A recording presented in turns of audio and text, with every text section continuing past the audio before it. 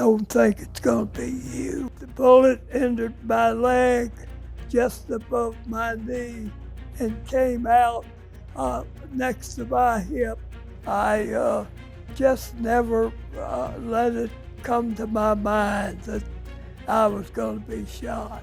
I just felt like I can't explain it. Warning, the frontline testimony you're about to hear is, at times, extremely graphic. The realities of war are often difficult, but it's vitally important that these stories are told and the lessons are learned. Viewer discretion is advised. My name is William Newton Wood.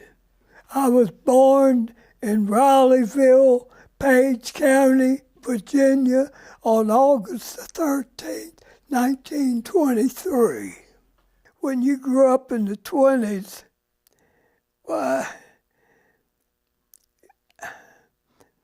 everybody was just about the same, you know. We didn't have anything. We had plenty to eat. It was always warm in the wintertime. And we worked, of course. I milked cows before I went to school when I was 12 years old and older. And but that's the way you grew up in the country. It was three things that I like. I like to hunt and fish, and I like to play baseball, and I like to go camping. That was the things that I did as a kid.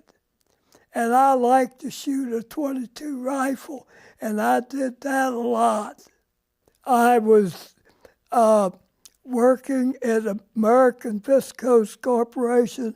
I went home in the evening, and it was on the radio that Pearl Harbor had been attacked. What was that like for you as a young man? At that time, it didn't mean that much to me. You know, I was a young man, and it was way away, and I did not think too much about it, although we were aware that things was going to happen because at that time they had started the draft, and the saying was, "Goodbye, dear, I'll be back in the year I'm in the Army now." And that they was drafting people at that time. They were taking all the young men into the Army at that time, and I had become an analyst, and I was analyzing the samples at that time. I was drafted on June 1943. I was 19 years old, but I was 20 shortly afterwards in August. But another boy and I went to the draft board and told them that we would like to be on the next shipment out, and we were. Everybody was going, and it was just our turn to go. And the American Viscose had given me a 6-month deferment, yes. And I was a single guy, and I figured it was time to me to do my part. I was left Luray with the busload going into the Army. We went into Camp Lee, Virginia, where we was issued our clothing. And then on a train, I went to Texas, to Camp Hewlin, Texas, which was an anti-aircraft camp. The anti-aircraft, one platoon was 40 millimeters. The platoon I was in, we used .450 caliber machine guns on a half track. I was the gunner on the half track.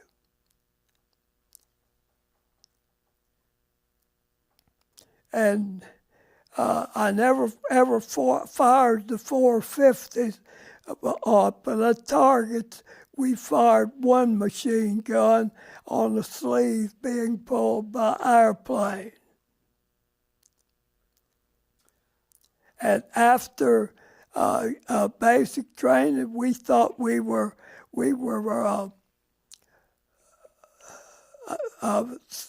ready to go overseas, and they loaded us on a train, and we went to Camp Chaffee, Arkansas. And the reason we were told that they didn't need anti-aircraft anymore, and they was transferring us into the infantry. So we had 8 more weeks of infantry training, and then they sent us to Camp Gruber, Oklahoma by truck, which is not far, and there became a center where they were sending us out. Our unit was broken up, and they were sending us out wherever we needed. In December of 1944, I got a delay en route to Fort Meade, Maryland. And I came home for about 7 days, and then went to Camp Meade, Maryland. And from there, we got right on the train and went to Camp Miles Sanders out of Boston, Massachusetts. The next day, we were loaded on a ship, USS West Point. It had been a luxury liner. I understand it was the Americana, but I don't know that for sure.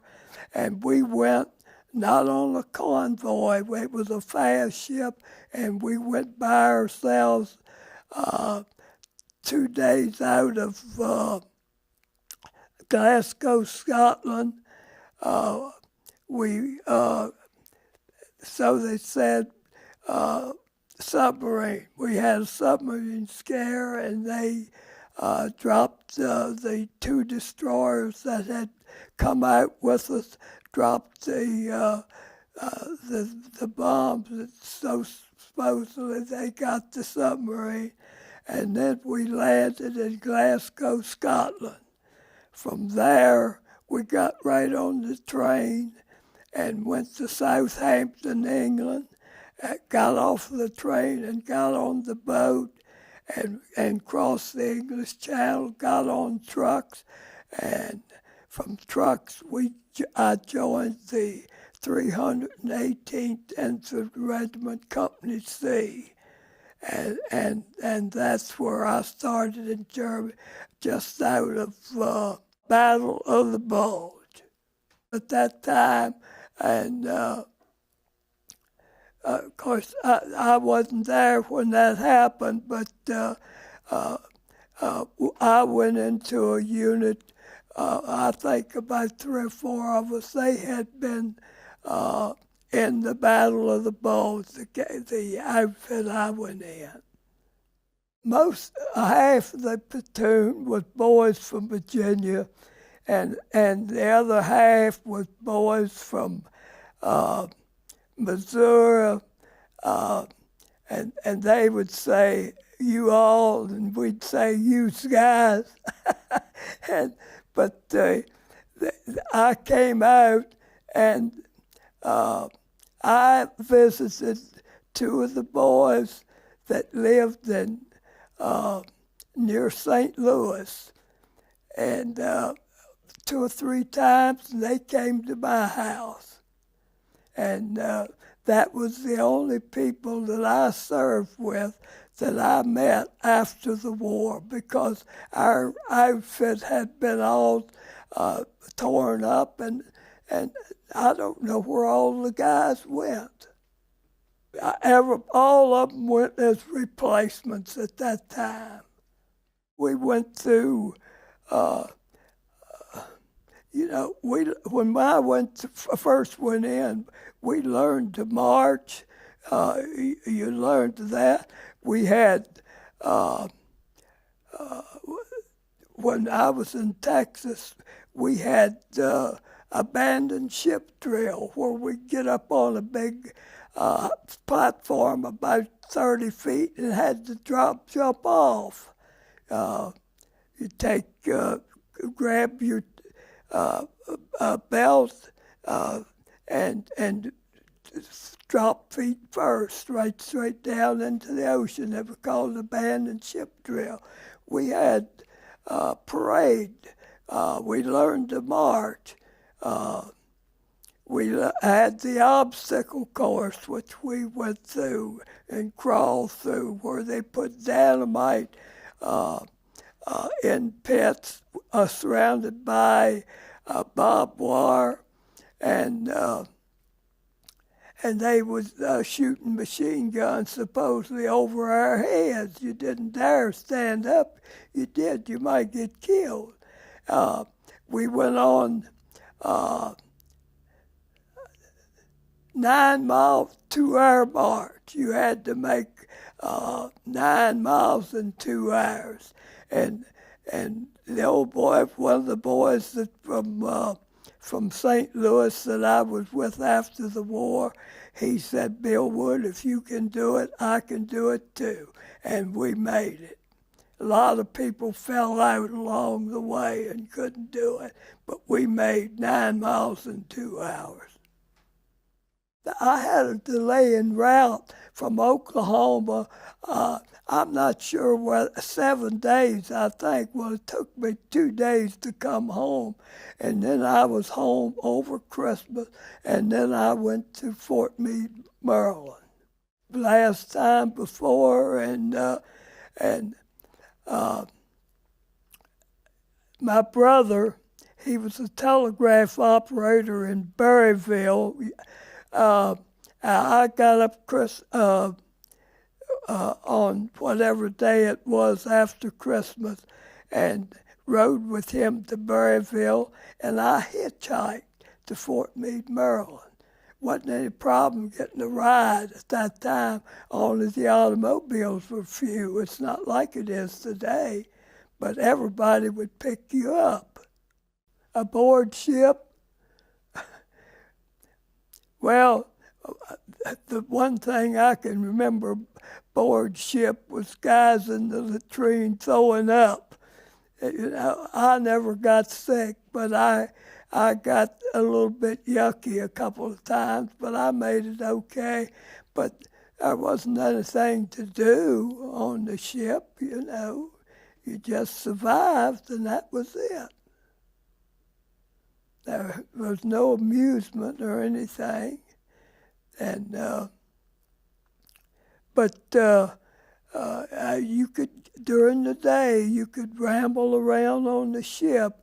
The only time what you couldn't was when we had the submarine scare. I mean, that was the time the sailors would run over you, getting to their stations.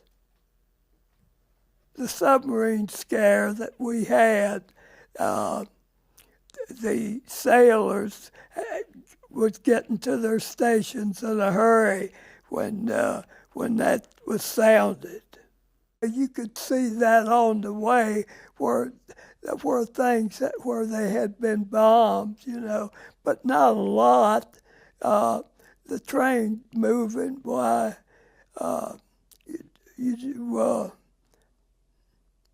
I just didn't notice a whole lot of that. I don't have any idea what it was like then. It was an adventure, you know. Yeah, it was an adventure that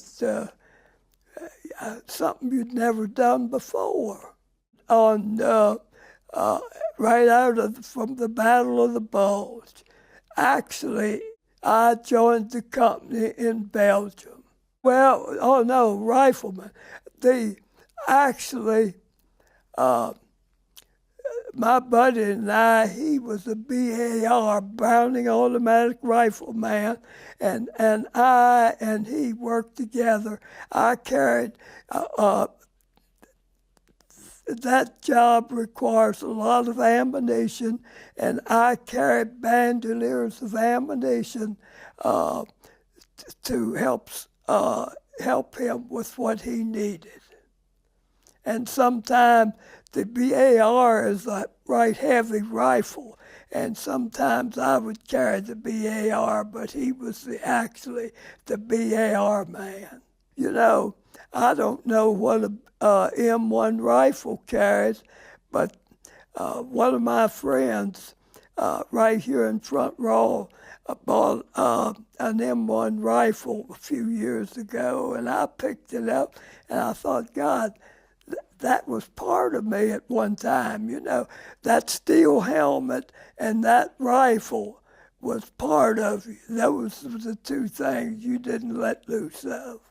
I don't know what town it was in, but I know that the Germans had opened fire, and I remember running down the street, and I remember seeing I feel like a bullet had hit right on the sidewalk. This is in a town. And but I can remember that feeling like that bullet had hit right close to me.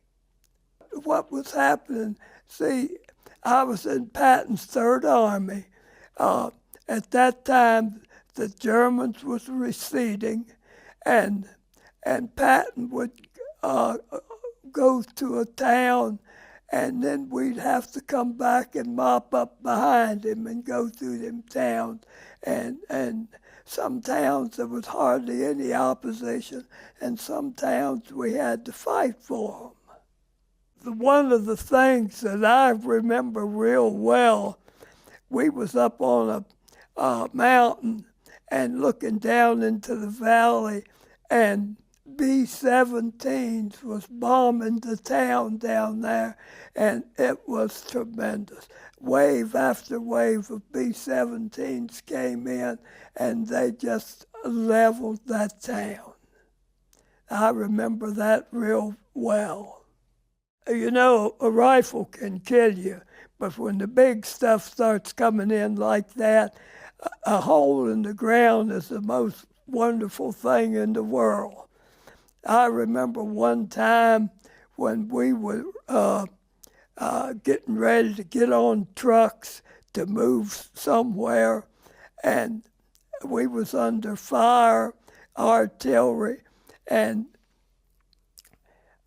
one of the truck drivers got hit in the head, and it tore his head off. I remember that so well. I remember another time when we was running across an open field, and you could see one burst here and a burst here, and you have to keep on going. That's all, you know. But that artillery fire is something else. That when those shells start bursting around you, that hole in the ground is a wonderful place to be. I remember one time I was in a deep hole. We had dug a hole, and we was in it, two of us, and I had taken my pack off briefly and laid it up on the edge of the hole, and when I got to put it on, it had flak that had torn through it. So that's how close it was to coming through us. I'll tell you another thing that I can remember real well. The artillery had these spotter planes, a little one-wing plane that would fly over, and I guess it gave them where they needed to fire, you know. And I've seen bursts of flak being busting up around those planes and see them go. You think, well, he's dead, and here he'll come around the mountain, you know. And that's where they were, Cubs, that kind of a plane. I don't know how close, but it was close enough you'd jar the ground around you, I'll say that. It would be a shell here and there. When they started shelling you, it would last for a period, and then it would let up. We were getting close to getting on the trucks. I remember that. And I don't know when the shell hit him, but he was still sitting erect in the truck with no head. So I figured he had to be hit. I didn't see it happen, but we saw him sitting in the truck. I'm sure he was strapped in, and he was just sitting there with no head. You couldn't dwell on it. You had to think about what you was going to do next. I want to tell you, but at that time you didn't hardly bathe. It's cold. It's winter time. I remember a couple of times when they pulled us off of the line and we went back to where there were showers and we cleaned up. But for the most part, the only thing you ever washed was your face out of your canteen. And our water, we would get that from the creeks or wherever, you know. You don't, they don't have water spigots around at that time where you could draw your water. But it was winter time, and we got water for our canteens right out of the creeks and rivers. We had something, I think, to drop in the canteen, but I'm not sure what it was. Mostly K rations. Now you could get a K ration, had breakfast, lunch, and dinner. It had your breakfast was canned eggs, and your lunch was soup, and I think the evening meal was cheese. And it always had a little pack of cigarettes that had, I think, 4 cigarettes in it. It had toilet paper in there, and probably some kind of hard cookies or something like that. Now, when you got the C ration, that was much better, but you couldn't carry the C ration. The K ration came to the little package, and you could pack 2 days in your pack and survive for 2 days. But the K rations was bigger. They were better when you got them, but you didn't get them very often. The first thing was we were tough. We had good wool top coats. We got 4 buckle galoshes, and that was it. You know, we slept in the snow. We slept in holes. We didn't have a place to go. So sometimes I have slept in a house. But you didn't undress, you know, you had to stay clothed just like you were to be ready in case you was needed. But you know, I can't ever remember being really cold. What was it? I don't know what was, we were just tough, but we were clothed well. It wasn't like World War I when they weren't clothed. We had good clothing. And the only people I remember was our sergeant, and of course our squad leader was the staff sergeant, and and he was a great guy. I'll tell you more about him a little bit later. I know that at that time we had air superiority over there. I know our B-17s, when on bombing raids, they had fighter planes with them. I know that. I think they were probably P-38s, I think, or P-47. One of them, I'm not sure which one it was now. But I've been in a lot of German houses in these towns, and I've never seen a booby trap. But I'll tell you this, I almost killed a civilian one time. We were in a town going from house to house, and I kicked the door open, and an old man threw up his hands. I came with this instant of killing him because I was ready to shoot anything in there, and I was so proud I didn't shoot him. I was ready to shoot whatever moved in there, and I didn't shoot. And I remember that real well. You know, we went through so many towns that I can't remember the name of them.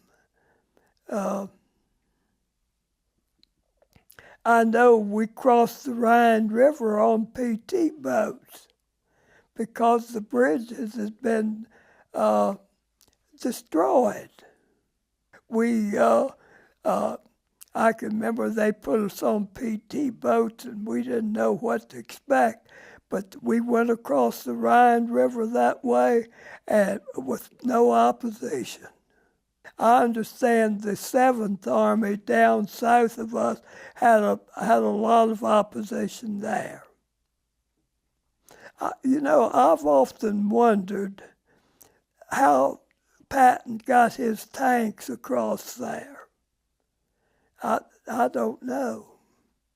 I remember one incident where I was closest from here across this room to Germans that was going over ahead of us, and I remember shooting one, but I don't. He kept going, so I don't know whether I hit him or not. But I was a pretty good rifle shot.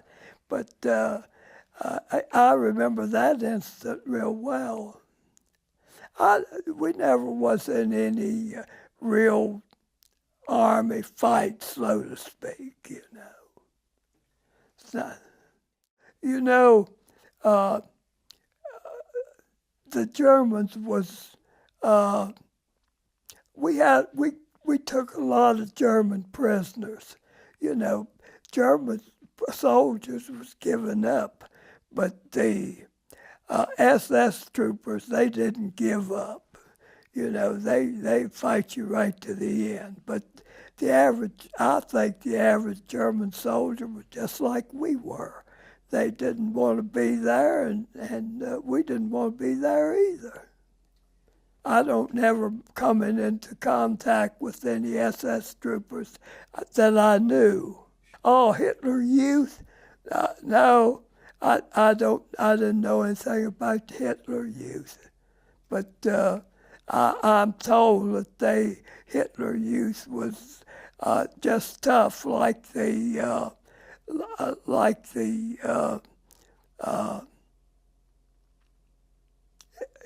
Hitler's people, you know, not the can't think of the name. I remember one time that it was late in the evening, and we was in a town. And 4 German Tiger tanks was patrolling up and down the street right outside, and we just sat still and didn't do a thing. And I remember that real well. We was holed up in a house, and you could look out the window and see these tanks closest from here out to the street, going up, 4 up. I guess they was looking for us. What happened? Did nothing happen. I don't know where they went, but there was no firing anyways. They sent me, the commander sent me up on a hill to watch and see what I could observe, and I didn't see anything. I didn't see any movement, and he came and got me, and we went back. But I remember that very clear. I remember one instant. It was kind of funny. We was in a house, looking out a window,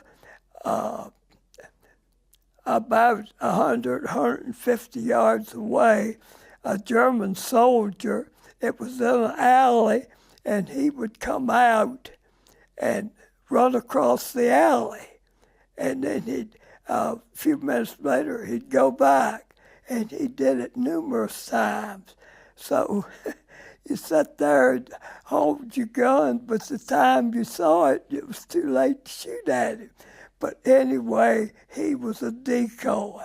He was trying to draw our fire, and we had machine guns that came right through the room where we were over our heads.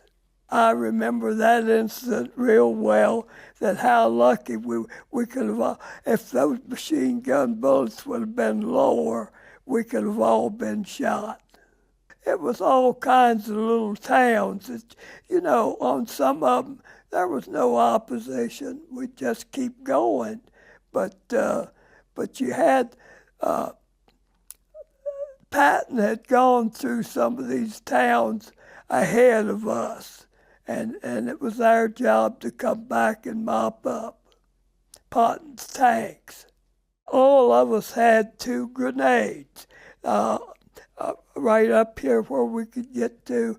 I can't ever remember throwing a grenade. I don't know how we did it. It was something that had to be done, and if you wasn't fired upon, why, you was pretty sure that there was not much opposition there. And some of the towns, yes, you had to go from room to room, and look. But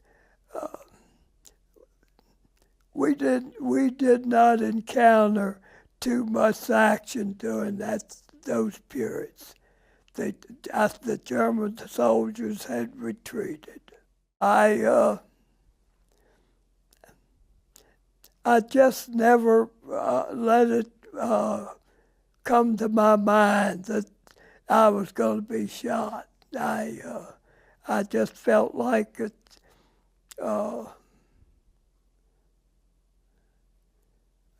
I can't explain it.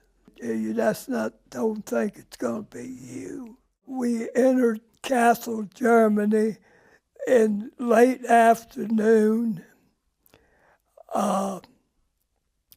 We was walking down the street 10 yards apart on both sides of the street when the Germans opened fire. Of course, we hit the dirt, and the lieutenant sent our squad around to see what was happening and where the fire was coming from. We walked up, and we came to this railroad yard, which had numerous tracks. It was 15, 20 tracks across there, which was a long distance. The squad leader said, "I'm going to the little building right over there on the other side of the tracks. Come one at a time when I get there." Well, he went in the building, and he yelled back and said, "I'm hit." Well, I took off, and I went over there, and the squad leader was dead. He had been shot through the head, through his helmet one side and came out the other. And he had to be shot twice, I know, because he couldn't have yelled back after he was shot in the head.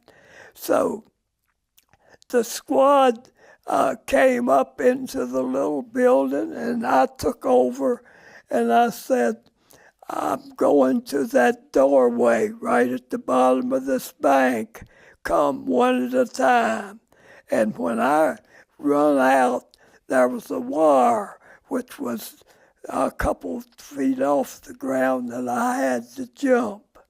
And when I jumped, he hit me in midair, and down over the bank I went. So anyway, I came close to the door where I was going to, and I went in the building, and a German soldier came in the back door, and my buddy killed him with the BAR. So anyway, and this is something I didn't think of. The medic was with our squad, and that is very. I didn't know the medic, and I didn't know why. I wondered if the medic hadn't been there, what would have happened to me, because the squad had to keep going, and they left, and the medic stayed with me, and he did whatever he did. He stayed with me. When darkness came, they put me on the back of a Jeep and transported me back to the field hospital. There, along with other wounded soldiers, they put me in an ambulance, and the next morning I was back in France. And sometime that day, a C-54 hospital plane came in, and they loaded me on the plane and flew me to England. And from there, I stayed for over 2 months. I was put in traction, and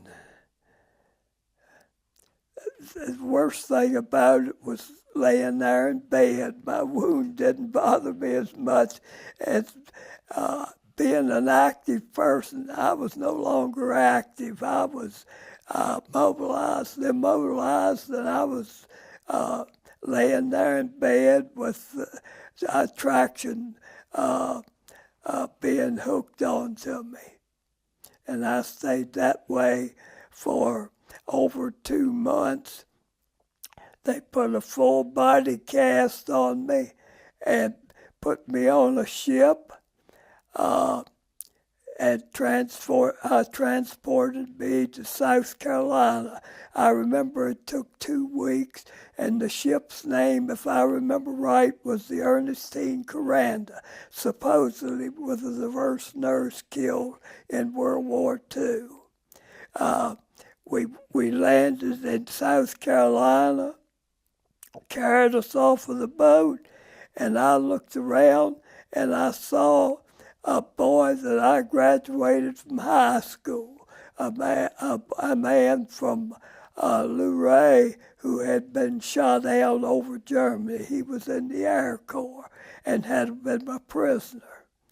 So then they put us on a train, and we came to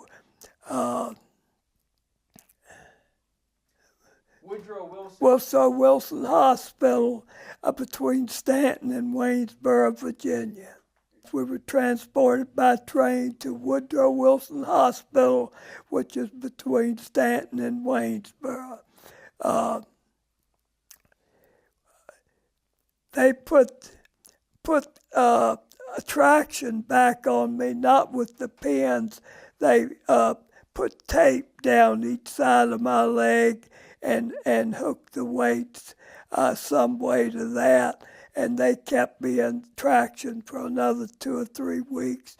And then they took me out of traction and put a long leg brace on my leg. The brace was I put it on up so that the hip carried all my weight. The bars went through the heel of my shoe, and my heel never touched my shoe. All the weight was carried on my hip, and I kept that brace on 2 or 3 months, and at that time, I remember the doctor telling me, said, "Wood, when you get so you can walk with a cane, I'm going to let you go home." So I went back and got my cane. I said, "Doc, I can walk with a cane now." Well, he kept me about another week, and he let me, and I came home for 30 days. And I went back, and in November, they sent me to Fort Story, Virginia. That's it. They sent me to Fort Story, Virginia, which was a convalescent hospital. And later, I think in January, they sent 2 of us to El Paso, Texas, to William Beaumont General Hospital. And the only thing they did there was give me therapy. I don't know why they sent us all away. But anyway, I was discharged on March 27th, 1946, and they gave me $300, and I was out of the Army.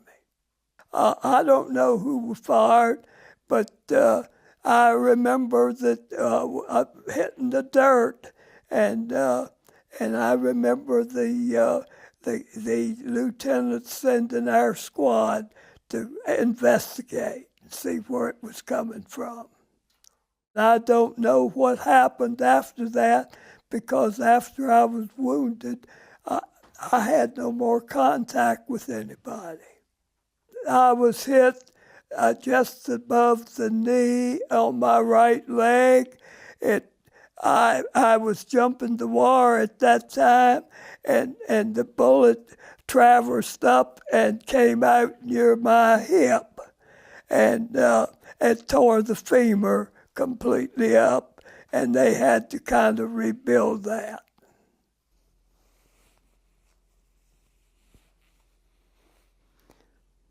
The bullet entered my leg just above my knee and came out next to my hip, and it tore the femur up, and that's what my problem was, with a torn femur. I felt like if I had not jumped that wire, I would not have been shot in the leg. I could possibly have been shot in the upper region of my body somewhere. And I think that saved my life. And I'll tell you something else. I didn't realize it, but what would have happened to me if the medic had not been with our squad? The squad couldn't stay. They had to leave. So I was fortunate a second time with the medic being with our squad when I got hit. Well,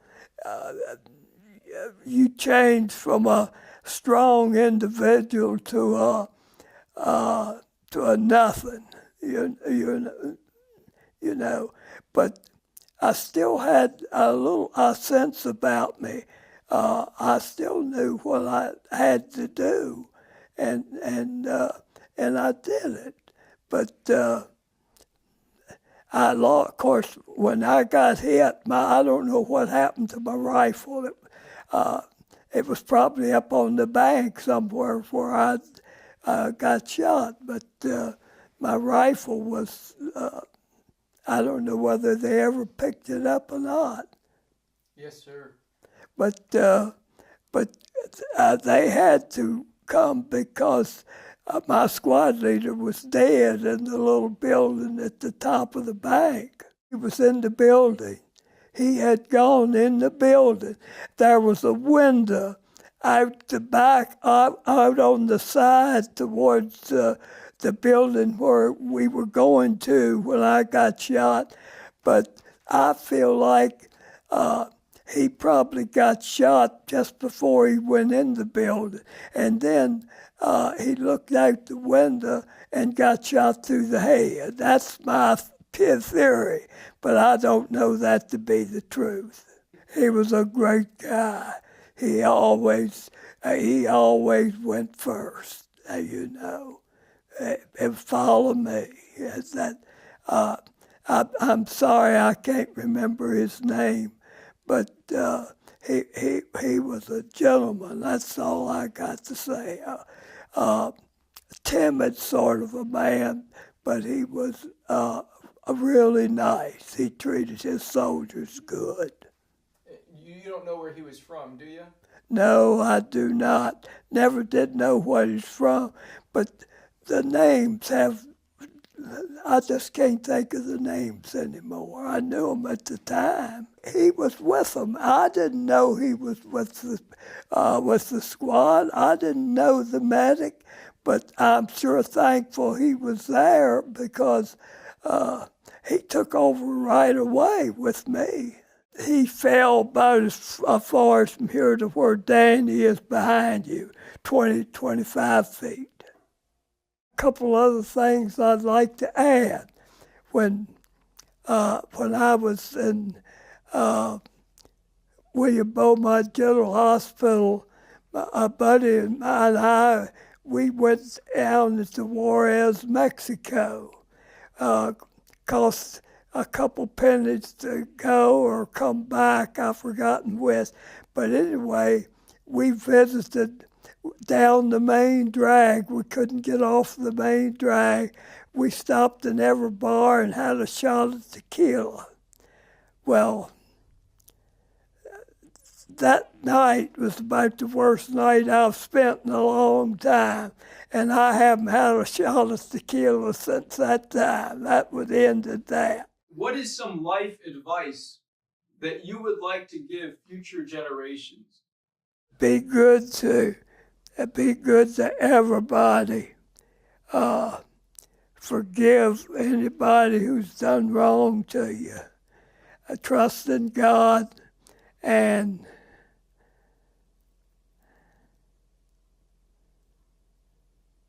that's about it. I think anybody that's done you wrong, you should forgive them. Is there anything you would want to say to the men who were killed in the war? The country today is not like the days that I remember. It's changed tremendously. I know that.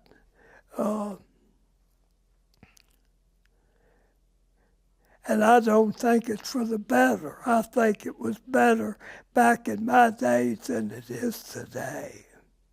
What kind of man do you want people to always think of you as, Mr. Wood? I think my family thinks I'm a decent person, I think. And that's the way I'd like to be remembered, as a